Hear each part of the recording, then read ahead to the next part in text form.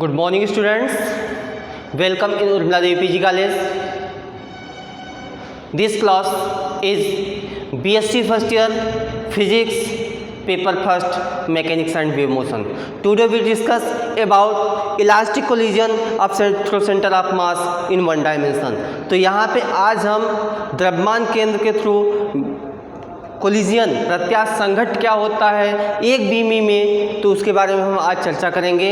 यह क्लास जो है बीएससी फर्स्ट ईयर के फिजिक्स फर्स्ट यांत्रिकी एवं तरंग गति जिसको बोलते हैं मैकेनिक्स एंड वेव मोशन पहले यूनिट का टॉपिक है। कोलिजन क्या होता है कि जब कोई दो body when two body comes together interact strongly this events are called collision. जब कोई दो बॉडी अल्प समय के लिए एक दूसरे के समीप आते हैं, यह घटना जो होती है कोलिजन कहलाती है, संघट्ट कहलाती है। In collision linear momentum are conserve, that is the linear momentum are same before and after collision. तो इस केस में लीनियर मोमेंटम जो होता है कंजर्व होता है संघट्ट के पहले और संघट्ट के बाद, दोनों केस में जो लीनियर मोमेंटम होता है ऑलरेडी सेम होता है। तो यहाँ पे हेडिंग लगा लीजिए elastic collision of centre of mass in one dimension. तो यहाँ पे मान लेते हैं कोई दो बॉडी है जिसका मास क्या है m1 है और m2 है। बिफोर कोलिजन संघट्ट के पहले इसकी जो वेलोसिटी है वह u1 है और इसकी वेलोसिटी क्या है u2 है। तो इस केस में let us consider m1 and m2 be the mass of the particle and u1 and u2 are the velocities before the collision of the particle respectively। अभी हमने आपको बताया, हम मान लेते हैं कोई दो पार्टिकल है जिसका मास m1 और m2 है और संघट्ट के पहले उसकी वेलोसिटी क्या है u1 और u2 है। जब उसकी वेलोसिटी u1 और u2 है और when no external force is acting, इस पे इन दोनों पार्टिकल पर कोई एक्सटर्नल फोर्स एक्टिंग नहीं की जा रही है। यहाँ पे नो एक्सटर्नल फोर्स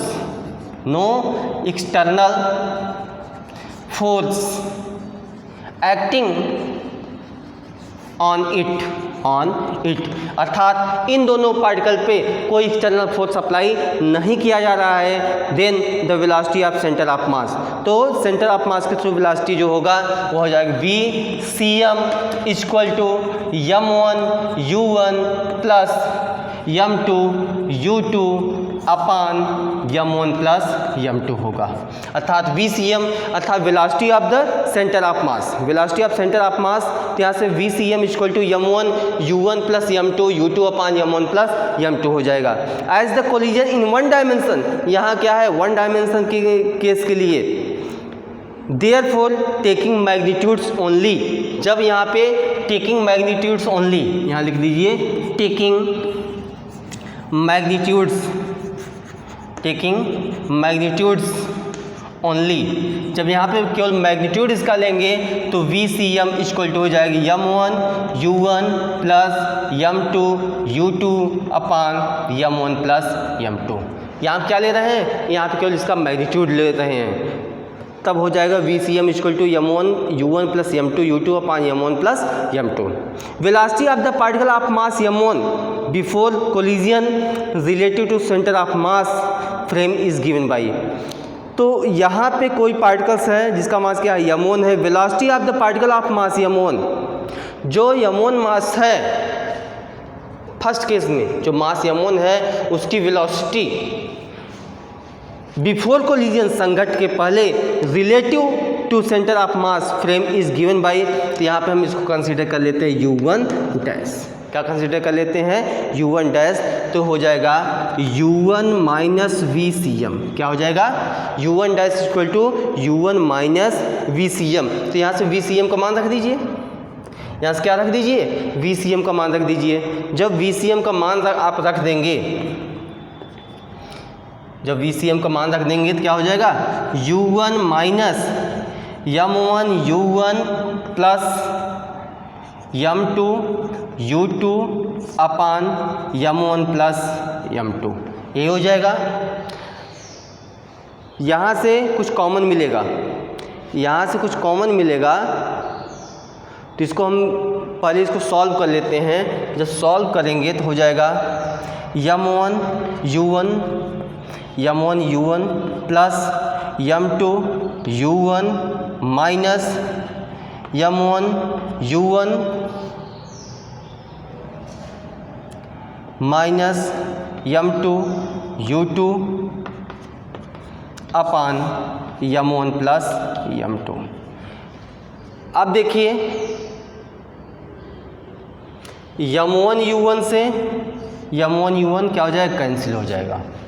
तो यहाँ से मिलेगा u1 प्लस, अर्थात यहाँ से u1 अगर हम कॉमन ले लेंगे, m2 यहाँ भी है, m2 यहाँ भी है, तो m2 हम कॉमन ले लें, m2 कॉमन ले लें, u1 minus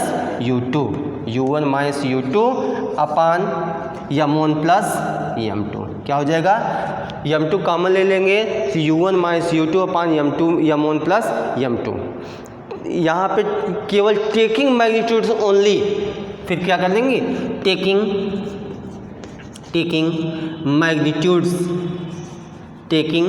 magnitudes only.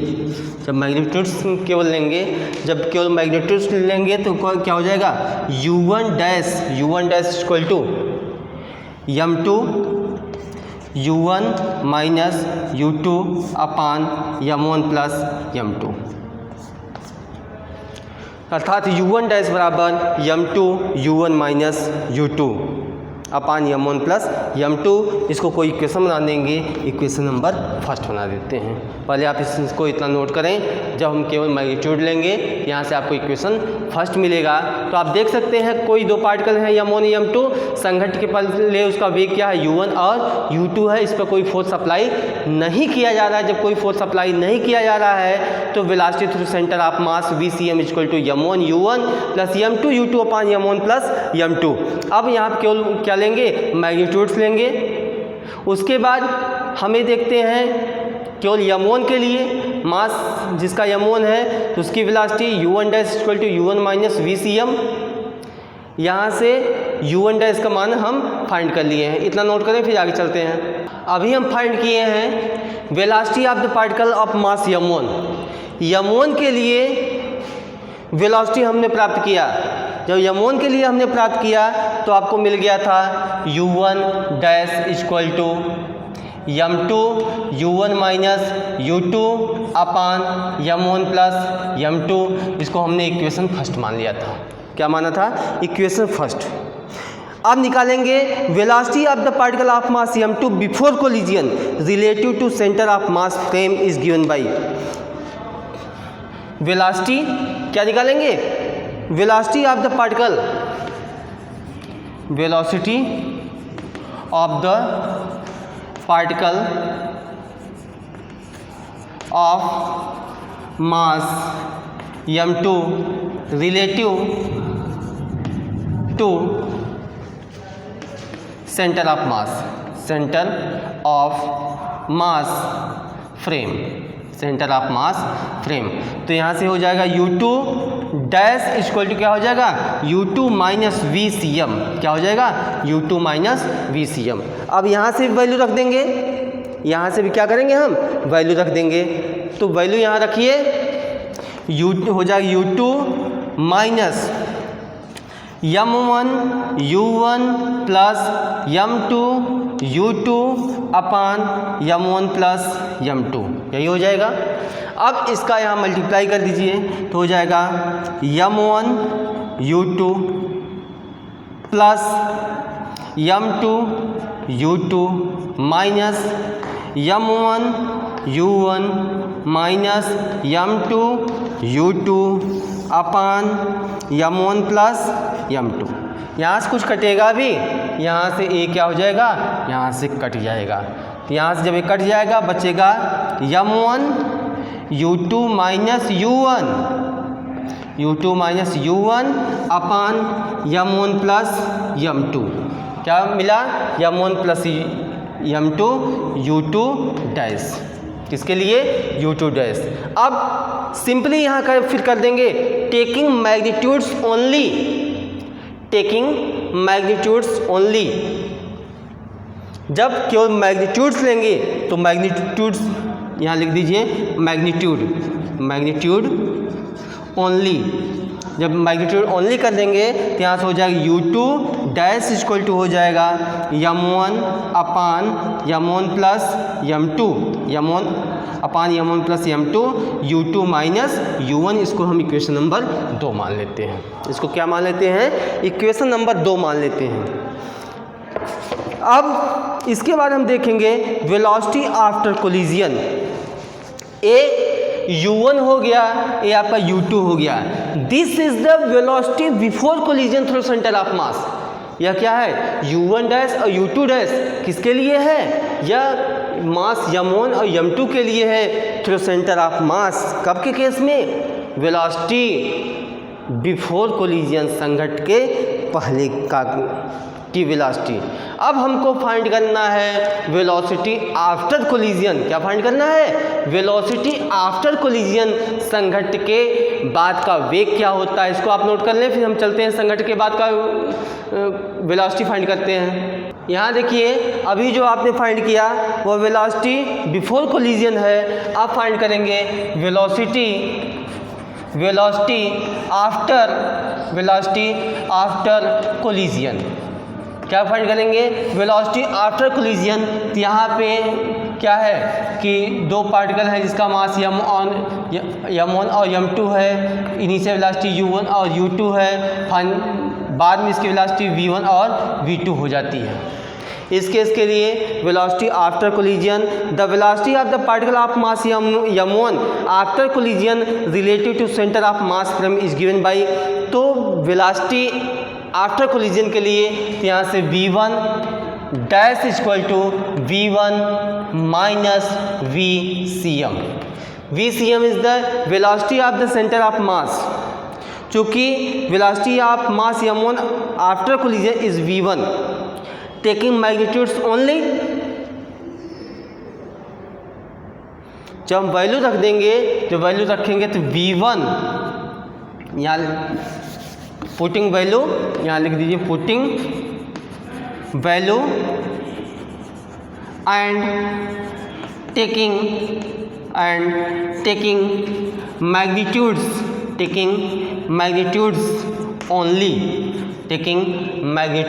Only. इसको देख लीजिए कि हम वैल्यू को पुट करेंगे। कौन सी वैल्यू को? जब हम फाइंड किए थे perfectly elastic collision of centre of मास, यहाँ हम फाइंड कर रहे हैं। इसके पहले हम फाइंड किए थे वेलोसिटी ऑफ द मतलब after collision through elastic collision के लिए velocity of particle after collision हम प्राप्त किए, तो वही वैल्यू यहाँ पर रखेंगे। यहाँ पे देखिए हमने V1 का जो मान रखा है, ये जो V1 का मान रखा है यह वही मान है कि जो इलास्टिक कोलिजन के लिए, perfectly elastic collision in one dimension के लिए जो हमने वेलोसिटी फाइंड किया था, तो मिला था M1 minus M2 U1 plus 2M2 U2 upon M1 plus M2। और VCM का मान है M1 U1 plus M2 U2 upon M1 plus M2।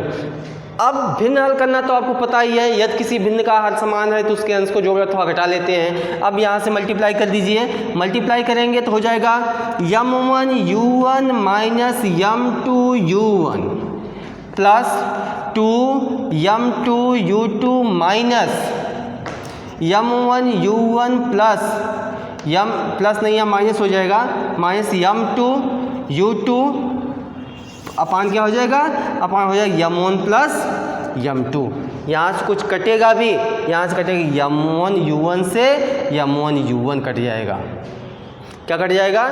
M1 U1 से M1 U1 कट जाएगा।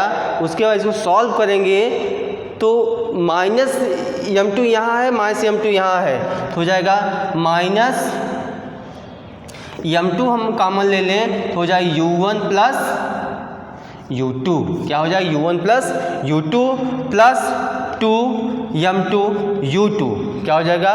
Plus 2M2 U2।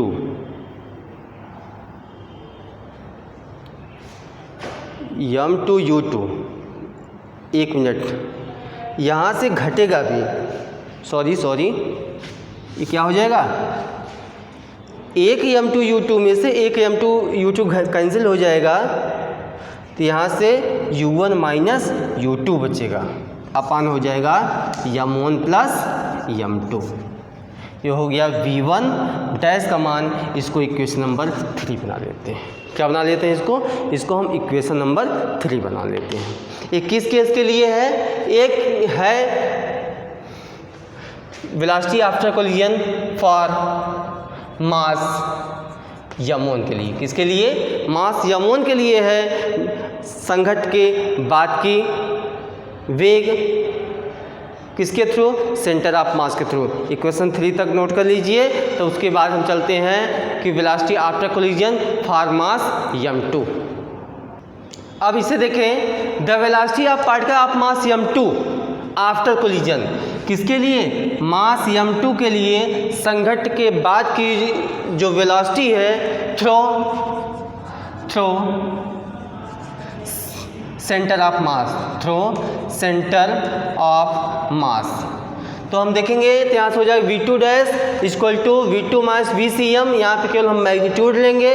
तो यहाँ से v2 का जो मान है वहाँ से रखेंगे जहाँ से इलास्टिक परफेक्टली इलास्टिक कोलिजन के लिए हम वेलोसिटी फाइंड किए थे। तो v2 को मान मिला था m2 minus m1 u2 plus 2 m1 u1 upon m1 plus m2। अब हम इसको सॉल्व करेंगे तो सेम वही प्रोसेस, यदि किसी भिन्न का हर समान है तो उसके अंश को चिन्ह के अनुसार जोड़ अथवा घटा लेते हैं। तो यहाँ से हो जाएगा m2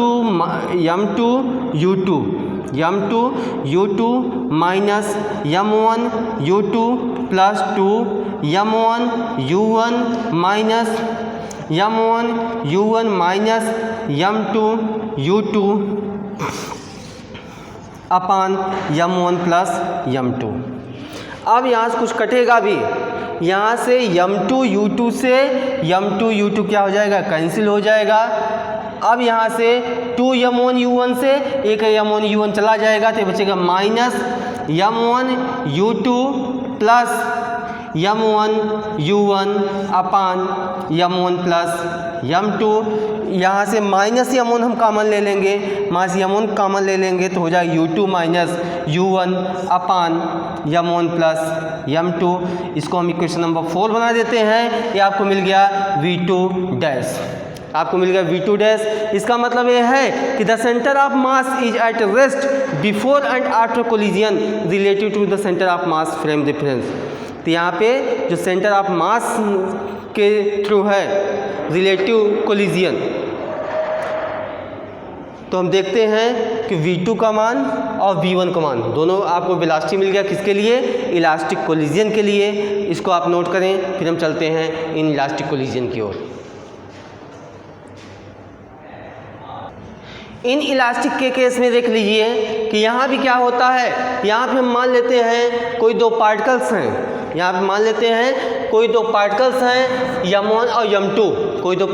m1 और m2, इनिशियल में उसकी वेलोसिटी संघट्ट के पहले की जो उसकी वेलोसिटी है वो u1 और u2 है। तो यहाँ पे उसकी वेलोसिटी u1 और u2 है। इस केस में जब हम इन इलास्टिक कोलिजन की बात करते हैं, इसका मतलब ये है कि जब कोई दो पार्टिकल एक दूसरे से कोलाइड करता है और एक दूसरे से परमानेंटली स्टिक हो जाए तो परफेक्टली इनइलास्टिक होता है। और इस केस में लीनियर मोमेंटम जो होता है कंजर्व होता है, लेकिन काइनेटिक एनर्जी जो होता है कंजर्व नहीं होता है। तो यहाँ से हम देख लेते हैं inelastic collision of centre of mass में कि when no external force is applied the velocity of centre of mass for two particle system is given by. यहाँ पे कोई नो एक्सटर्नल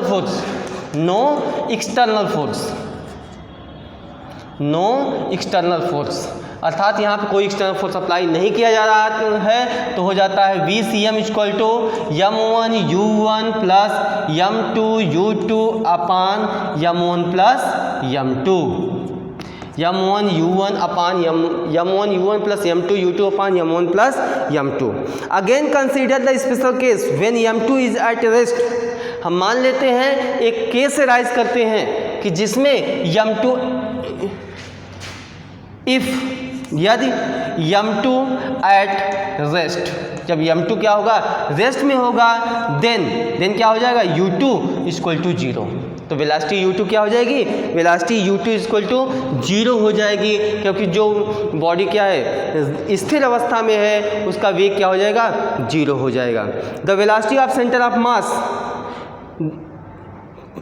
अब यहाँ से VCM क्या हो जाएगा, VCM हो जाएगा m1 u1 upon m1 plus m2। क्यों, क्योंकि u2 ऑलरेडी आपका 0 हो चुका है। जब u2 आपका 0 हो चुका है, इन अदर वर्ड दूसरे शब्दों में हम कह सकते हैं the centre of mass reference frame moves with respect to the laboratory frame with a velocity VCM। हम मान लेते हैं let u1 dash and u2 dash be the initial velocity, let u1 dash and u2 dash be the initial velocity with the initial velocity.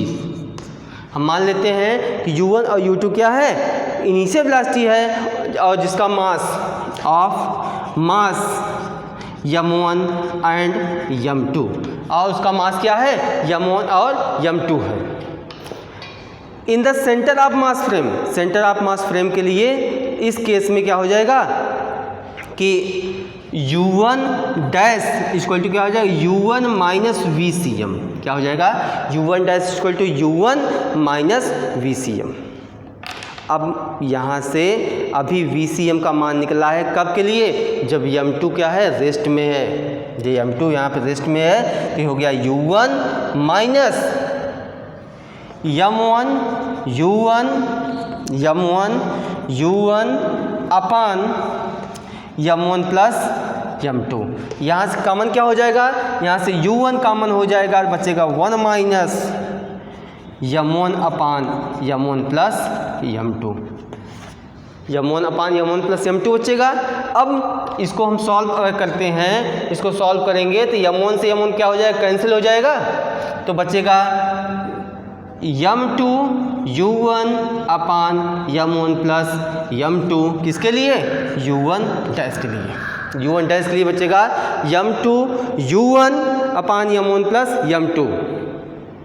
और इस case में and हम यहाँ देख लेते हैं, और u2 डैश की बात करेंगे तो क्या हो जाएगा, u2 माइनस VCM, लेकिन u2 माइनस VCM, लेकिन u2 ऑलरेडी अब क्या है, 0 है। जब u2 आपका 0 है तो u2 डैश इक्वल टू हो जाएगा माइनस VCM, इसका मतलब हो जाएगा minus m1 u1 upon m1 plus m2। क्यों, क्योंकि u2 इक्वल टू 0, जब u2 इक्वल टू 0 है अर्थात m2 क्या है, रेस्ट में है, तो minus m1 u1 upon m1 plus m2। इसका मतलब आफ्टर कोलिजन, इसका मतलब आफ्टर कोलिजन संघट्ट के बाद, इसका मतलब आफ्टर कोलिजन संघट्ट के बाद the two particle stick together and have a combined mass, hence the final velocity in the centre of mass frame is 0। इस केस में यहीं से आपको दिख गया है कि जब कोई दो बॉडी इनलास्टिक कोलिजन करते हैं, उस कंडीशन में जब एक दूसरे से चिपक जाते हैं, जब चिपक जाते हैं तो उसका मास क्या हो जाता है, ऐड हो जाता है, उसका मास m1 प्लस m2 हो जाएगा। और इस केस में जब m2 क्या है, रेस्ट में है, तो u2 ऑलरेडी क्या हो जाएगा, 0 हो जाएगा। यहाँ पे इनलास्टिक कोलिजन के लिए, इन इलास्टिक कोलिजन के लिए ये आपको वेलोसिटी मिल गया। अब इस पे बेस्ड हम आपको एक न्यूमेरिकल कराते हैं, जिससे सारे डाउट्स आपके क्लियर हो जाएंगे। पहले आप इसको नोट करें, उसके बाद इरेज करके हम आपको न्यूमेरिकल समझाते हैं, न्यूमेरिकल बताते हैं। यहाँ पे न्यूमेरिकल देखिए क्या कर रहा है, two masses constraint to move in a horizontal plane to collide, अर्थात कोई दो पार्टिकल है, मास हम m1 और m2 मान लेते हैं। क्या मान लेते हैं, मास m1 और m2 मान लेते हैं, और यहाँ से इसका इनिशियल वेलोसिटी u1 और u2 मान लेते हैं। अब किसी हॉरिजॉन्टल सरफेस पे क्या करते हैं, कोलाइड करते हैं। किसी हॉरिजॉन्टल सरफेस पर यह कोलाइड करते हैं। अब प्रारंभ में इसका मास जो है m1 बराबर दिया गया है, m2 बराबर दिया गया है, इनिशियल वेलोसिटी u1 और u2 का मान दिया गया है। तो यहाँ से वेलोसिटी ऑफ सेंटर ऑफ मास, द्रव्यमान केंद्र वेग, इसको फाइंड करना है। तो सबसे पहले ध्यान दीजिए क्या दिया हुआ है यह, उसको नोट करें। गिवन दैट m1 बराबर दिया गया है 85 ग्राम, 85 ग्राम दिया गया है। m2 इक्वल टू दिया है 200 ग्राम दिया गया है। u1 इक्वल टू दिया गया 6.48 सेंटीमीटर पर सेकेंड दिया गया है, और u2 इक्वल टू दिया गया है -6.78 सेंटीमीटर पर सेकेंड। यहाँ पे जो भी वैल्यू दिया गया है सब सीजीएस सिस्टम में है। किस में है? सीजीएस सिस्टम में है। तो यहाँ पे हमको फाइंड करना है velocity of the centre of मास। क्या फाइंड करना है? Velocity of centre of mass, centre of मास के थ्रू वेलोसिटी फाइंड करना है।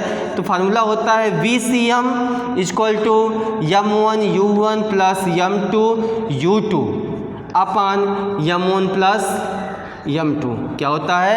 m1 u1 plus m2 u2 upon m1 plus m2। सब वैल्यू लिख दीजिए। m1 का मान कितना है? 85 इंटू u1 का मान कितना है? 6.48 प्लस m2 का मान क्या है? 200 ग्राम, और u2 का मान कितना है? u2 का मान है -6.78। तो प्लस माइनस कितना हो जाएगा? माइनस हो जाएगा, इंटू 6.78 अपान है यहाँ पे m1 का मान है 85 प्लस 200। ये आपको मिल गया। सब वैल्यू यहाँ पे क्या है? लिखा जा चुका है। सब वैल्यू लिखा जा चुका है। जब इसको हम सॉल्व करेंगे, तो आता है -2.85 सेंटीमीटर पर सेकेंड। तो VCM का मान कितना आया? -2.85 सेंटीमीटर पर सेकेंड। इसका मतलब hence the centre of mass will move in the direction of motion of m2 with 2.85 centimetre पर सेकेंड। अर्थात जो सेंटर ऑफ मास है वह मूव करेगा गति की दिशा में, वह गति की दिशा में मूव करेगा। सीधा यहाँ क्या है? जो वैल्यू दिया गया सीधा फार्मूला में रखा गया, आपका आंसर मिल गया। तो यहाँ से आपका चैप्टर पूरी यूनिट जो है BSc first year physics first paper का यूनिट फर्स्ट पूरी तरह समाप्त होता है। यहाँ से elastic collision, inelastic collision, elastic inelastic collision in through centre of मास, पूरा आपका प्रॉब्लम जो है सॉल्व कर दिया गया है, बता दिया गया है। और कोई प्रॉब्लम हो तो आप कमेंट करिए। हमें आशा करते हैं कि आपको बहुत अच्छा लगा होगा। कोई प्रॉब्लम हो आप कमेंट जरूर करिएगा, कुछ पूछना हो आप ज़रूर पूछ सकते हैं। इसका जो नोट्स है वो PDF आपकी कॉलेज के ऐप पे अवेलेबल होगा। अगले यूनिट के लिए, अगले क्लास के लिए इंतज़ार करिए। तब तक के लिए धन्यवाद।